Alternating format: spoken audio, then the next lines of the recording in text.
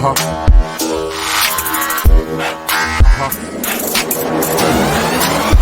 out. Feel the rhythm of the bass man. Feel the rhythm of the bass man. Hey, what's going on, Chiefs Kingdom? My name's Chris Brisbane Jr., and that's Beverly McCarty. We're back with Rush Hour, Chris and Bev, and it is Red Friday, Chiefs Kingdom. And we do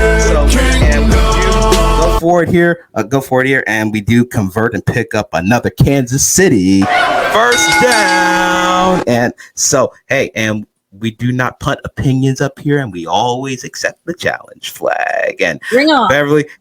Yep. And today, I can't wait for y'all to see. We got a surprise for you guys today. So, But before we get to that, I want to make sure that everybody that you like and subscribe to the channel, hit that little bell icon. That way you get notified whenever a new episode pops up. And trust me and Beverly, we got some brand new episodes coming up because look, preseason is here. Before you know it, the season's going to be started, and that means brand new episodes are coming up. And you don't want to miss game day picks, all the segments that we're going to have on the show, because look, there's brand new stuff coming out. You don't want to miss a thing. So subscribe.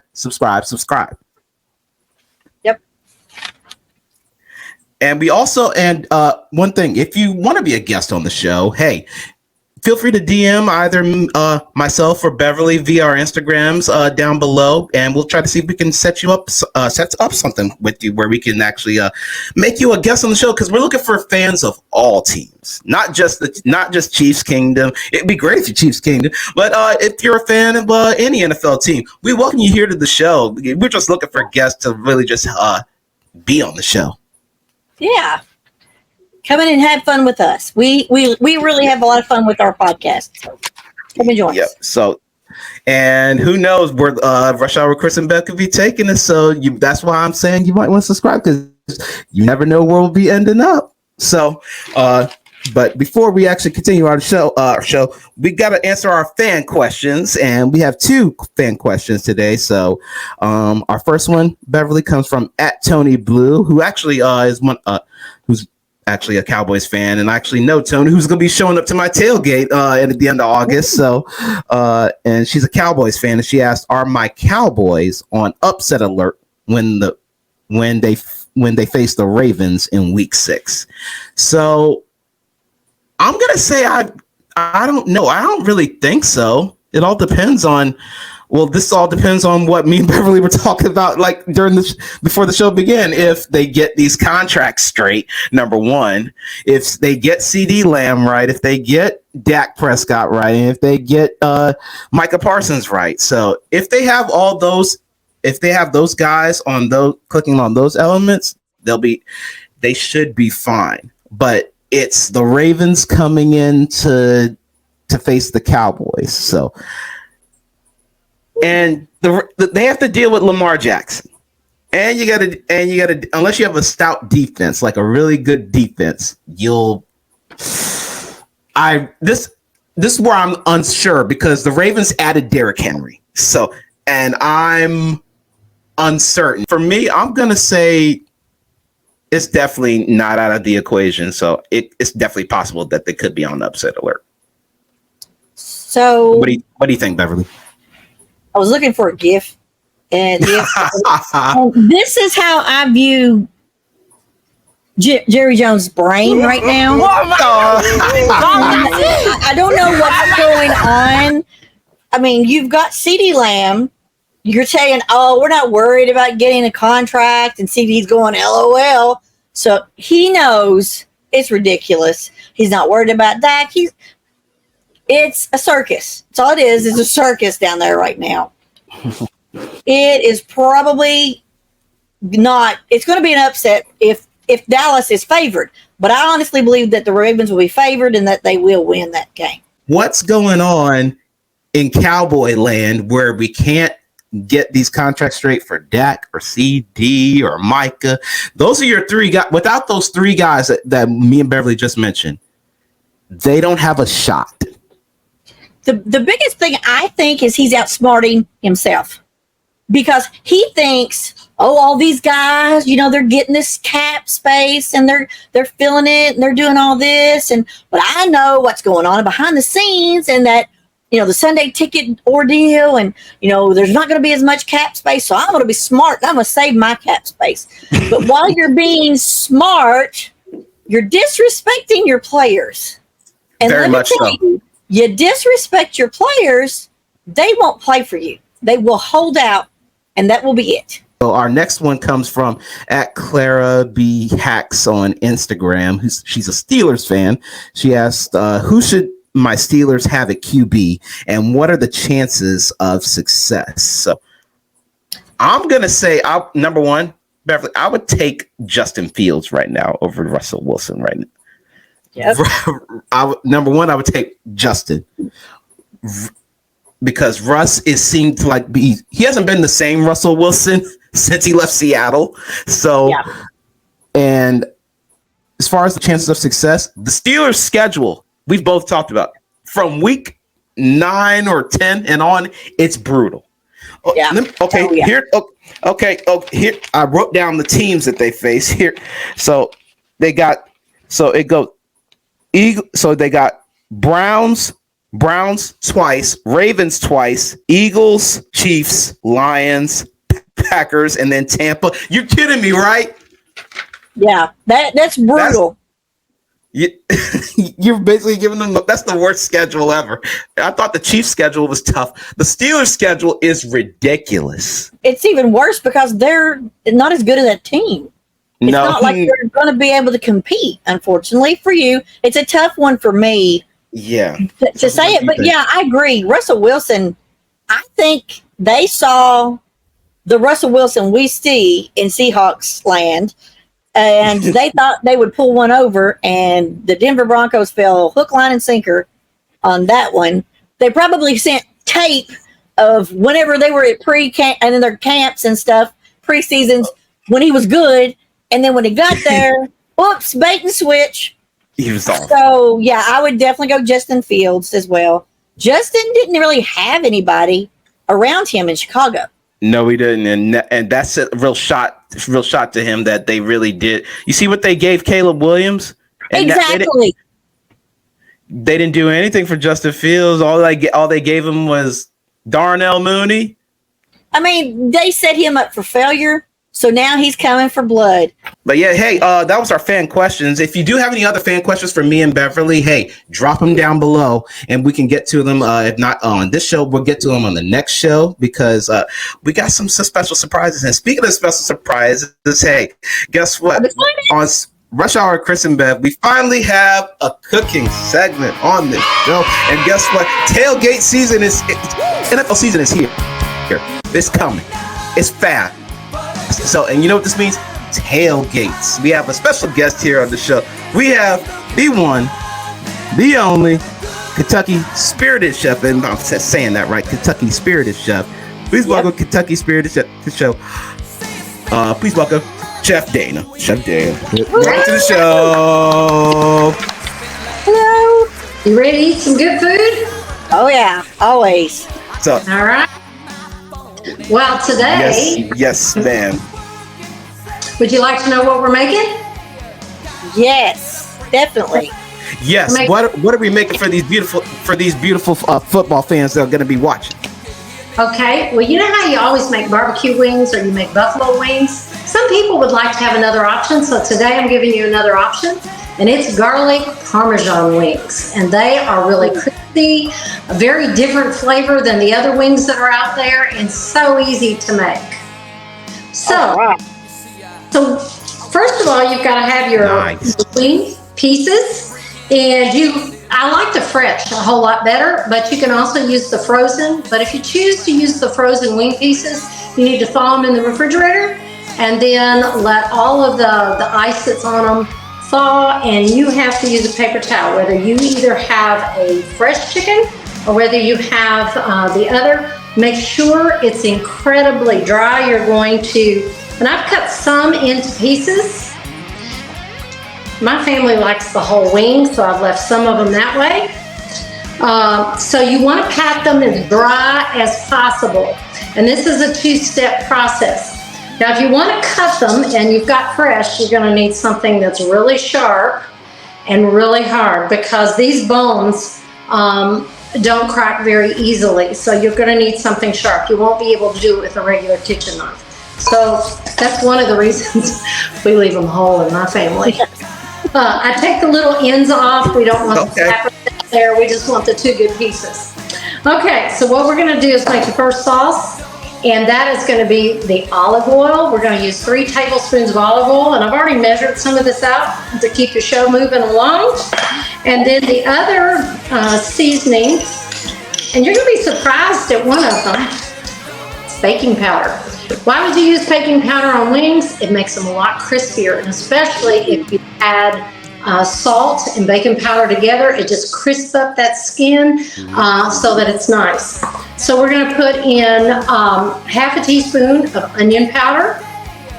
Going to put a teaspoon and a half of garlic powder. We're going to use smoked paprika, a teaspoon of it, and since I'm from Kentucky, we use bourbon smoked paprika. I am the Kentucky Spirited Chef after all, and that's what the Spirit stands for. Yep. And then we are going to mix all that together along with salt and pepper. We're going to add that to the olive oil, stir it around and make a nice little sauce. One of the things you want to make sure that you do is have clean hands, because you are going to put this on the chicken and you're going to massage it in. Before I do that, because it makes your hands really messy, but oh so good, I've got a pan here, and this is how you don't have the soggy underside to your chicken. What I've done is I put real crab at the bottom, but then I have one of these little stands that's got some legs on it. You put it down there, and then I'm going to pour this sauce over the chicken pieces. It's nice and thick. It's got a pretty color to it.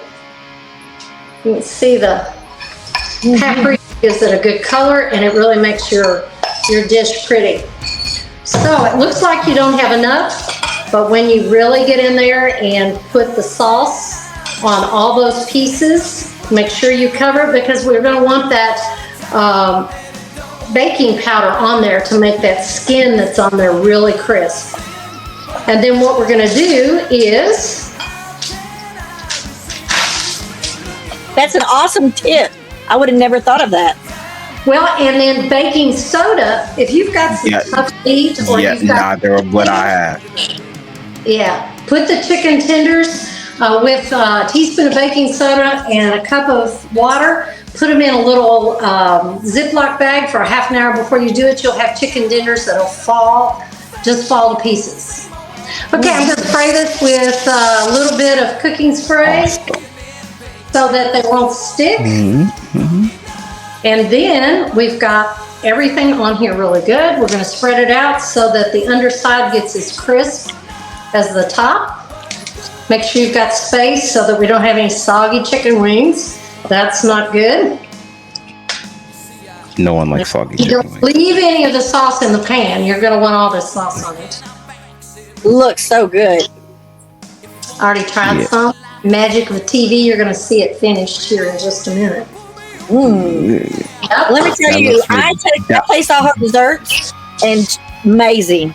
I just had her chocolate. It's a dark chocolate cherry bread pudding with a cherry vanilla glaze. Mwah. So good. Bread pudding's one of my... It's so easy, so easy. So, Magic of TV, these are going to go in. They're going to go on, if you have a convection oven, I turn them on 425, if not 450. We want it to crisp up and get hot really fast. The other thing for safety is you want to make sure that the big part of the drumstick is at least 165 degrees when you stick in a thermometer, or when you stick in a fork, you just have clear juice. A lot of people, though, let it go to 175, and your wings are very tender and the skin is very crisp. So one of the things I'm going to do After it's cooked, it takes about 35 minutes. You want them nice and crispy and really good. You're going to make a second sauce to put on them. And so that's 1/3 cup of melted butter. Then we're going to take garlic paste. I use this instead of minced garlic. I hate mincing garlic. And it always looks like you've got little white specks, everything, but not with the paste. Yeah. Okay. I didn't even know they made a paste. Whole tablespoon garlic paste. Put it in with the melted butter. And then we're going to take 4 tablespoons of Parmesan cheese, finely shredded, like this. And then I use Italian parsley. And I just chop that up really fine, and we put it all in here. And it comes out with a really nice paste. So after you have cooked them, they come back out. Take them off of the grid, and then you're going to toss them in the sauce and cook them again for 10 minutes. Now, when they come out, Sauce.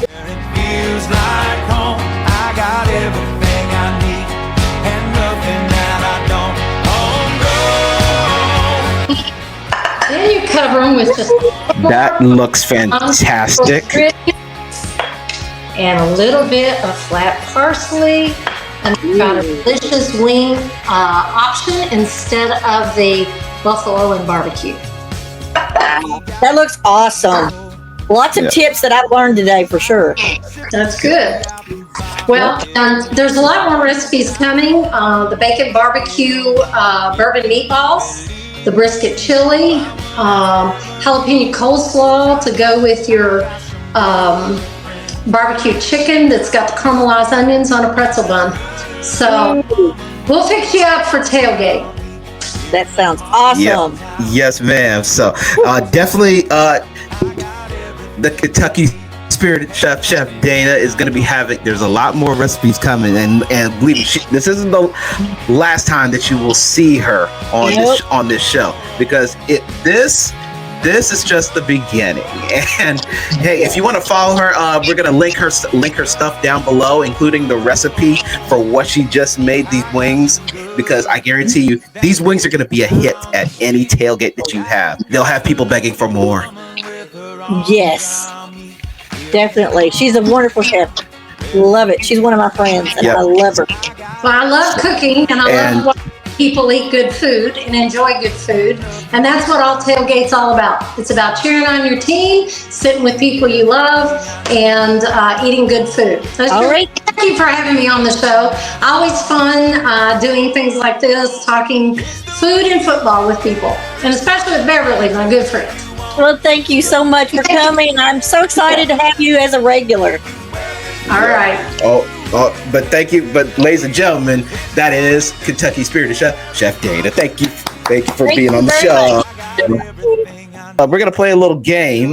We always have games on our shows, and we have this game called Danger Zone, Safe Zone, or End Zone. So basically, Beverly has chosen 5 teams now that are AFC and NFC, and we're determine whether they're in danger zone, which is awful, or safe meaning good, getting better, or end zone meaning awesome and only improving. So which one are you going to be starting with, AFC or NFC?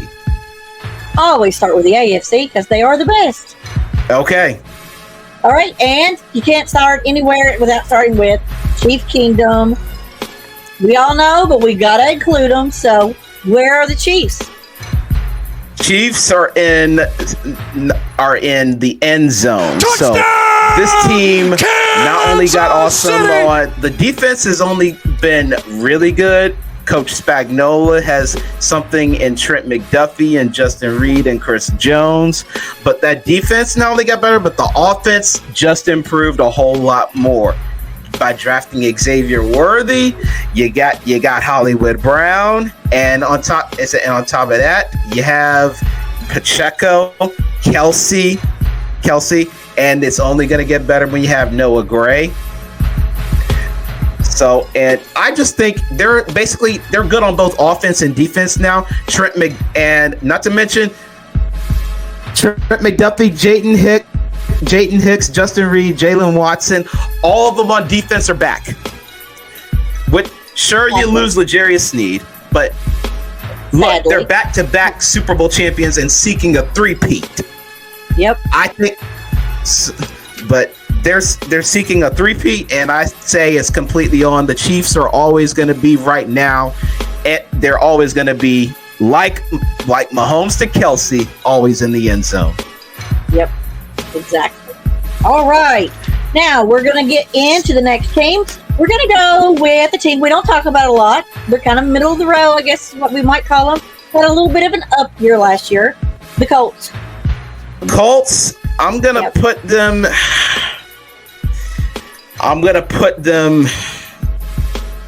This is the danger zone we're getting into right now. This is the danger zone because Anthony Richardson, he's good, but this is coming back from an injury, and they're still dealing with. He hasn't developed. Jonathan Taylor's a good running back, yes, but the defense over there hasn't improved. Neither has their offense. Michael Pittman is getting older. Like me and Beverly talk about certain receivers or quarterbacks, they're getting older. So you're having to depend on certain people. So, and I just think right now they're in the danger zone, and the AFC, I think they're in the different AFC where it's only going to get worse. Yep, I agree. All right, our next team is the Dolphins. Dolphins, they're in the safe zone right now. They're good, but getting better. They gave so now they have Tyreek Hill for a good long. They have Tyreek Hill a longer while. Got Jalen Waddle. Tua just got his extension. Raheem Mostert is still there. You add Odell to the roster. Now this team is starting to become not only a speed team, but a team that's good yard after the catch. Oh, by the way, Christian Wilkins is back, and they add Calais Campbell. Yep, that's true. So I say safe zone, but I say the Dolphins are going to run the AFC East. Oh, yes. Safe zone. And I want to say that if they don't move forward this year, we'll mark Tyreek Hill safe from winning a Super Bowl. 100%. But yes, 100%, especially after what the NFL Top 100. But I'm going to say the Dolphins, they're in the safe zone now, but they run the AFC East. Yep. So we'll see. They need to turn it up a notch. We'll see what happens. Yeah. All right. Our next team, they had some hope, and it seems to be burning out the further along this quarterback's career continues, and that is the Chargers. With Justin Chargers, Herbert. Danger zone. Well, warning, Will Robinson. Warning. Oh my goodness. The danger zone. Look, the Chargers, Justin is now, so the Chargers, even when they add Jim Harbaugh, look, they pretty much cleaned house no more than the Bills did. I meant Beverly, look, they lost Keenan Allen. They lost Austin Eckler. You're basically have only one wide receiver that's unproven in Ladd McConkey. Great at Georgia, but he's going to have to learn the NFL speed. And Herbert is I've noticed he's starting to get injured now. Before he would shrug off hits, but now he's dealing with an off-season injury, and now he's going into a new system with a new coach, a new offensive coordinator. The Chargers are in the AFC West. Yep. We all know who runs the AFC West. Exactly. So I'm going to slide one in real quick before I get to my next one. But I got to slide the Raiders in the danger zone because of their attitude right now and the way they're acting. You're in super danger. Danger. Yeah. Just got to slip that one in there real quick. Your attitude, your actions, not going to get you anywhere with the Chiefs because Mahomes, you don't need to be making fun of him. That was a low blow. We'll see how he reacts, and we know he already has. But let's see how it plays. Oh, So yeah, the last team. Okay. Houston. Houston Texans say so. Yep. Good. Texans are good, getting better. CJ Stroud had a very, very good rookie season. Good season last season too. But now they add Nico Collins, good wide receiver. They add Stephon Diggs. So it all depends on how the connection goes with Stroud and with Stephon Diggs. Because Stephon Diggs had Josh Allen. And it didn't work. You're putting him with CJ Stroud, who's rising and becoming good. Let's see how that relationship works. But DeMeco Ryans bringing back the Texans, especially after JJ Watt left. They should have had him there. He should have been the coach while TJ was there. Yeah. The Texans were dead in. Excuse me. The Texans were dead in the water, but now DeMeco has somehow brought them back into where they're a competing team, and I think they're going to run that division over Jacksonville any day. Yep. So, again, I just want to reiterate, let's don't disrespect each other as a team, because any given Sunday, anybody can beat anybody, but when you disrespect a team that has won back-to-back, probably not the smartest thing. Okay. That's all I'm saying. So we got just a comment from you. We recognize this one. So KC Lifestyle Girl. That's Adriana. Hi. So hey Adriana, please come back to the show. We'd love to have you. So yeah. She said, loving the new upgrades to the show. Oh, appreciate it. Yeah, we do. That's a lot of hard work that goes into it. So she says, cannot wait for the season to start. I've been to one of the camps. The offense and defense look fantastic. What do you both think of the new additions? Like first off on offense, the offense just got better. Yeah. And watching him, he looks just as comfortable as he did every other time. And you got new additions, and he just takes it in stride, Mahomes, and just out there just having a great time and really having great chemistry with them. Yeah. And there's a new thing that someone actually framed on Instagram. They made a new area code based on the jersey numbers. It's called 514. So that is Hollywood Brown is number 5, wearing jersey number 5. Xavier Worthy's number 4 is number 1, and then you got Rashee Rice is number 4.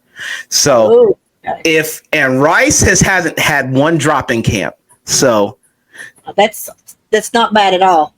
So if he ends up playing and alongside Worthy and alongside Hollywood Brown, and you got Kelsey and Noah Gray and Jared Wiley out there, this offense is about to be like what Beverly said on the last show, guys. The greatest show on turf.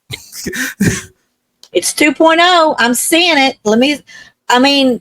I'm going to watch as the season unfolds, and if I'm going to watch Kurt Warner, see his responses to the things, and see if he kind of feels the same way. Because I have a feeling he's going to see a connection, how it looks the same as they did. This has been Rush Hour with Chris and Bev, where we do go for it on 4th down and pick up and do convert, and we pick up another Kansas City first down,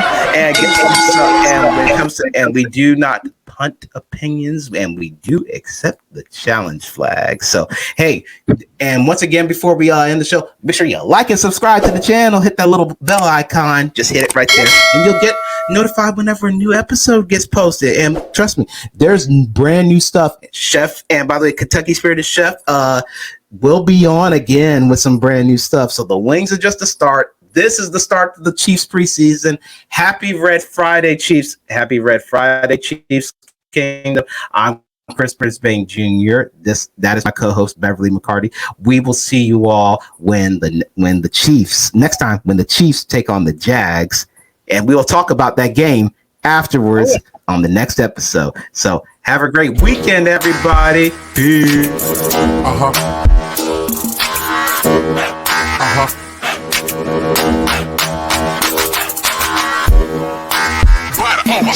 Uh huh.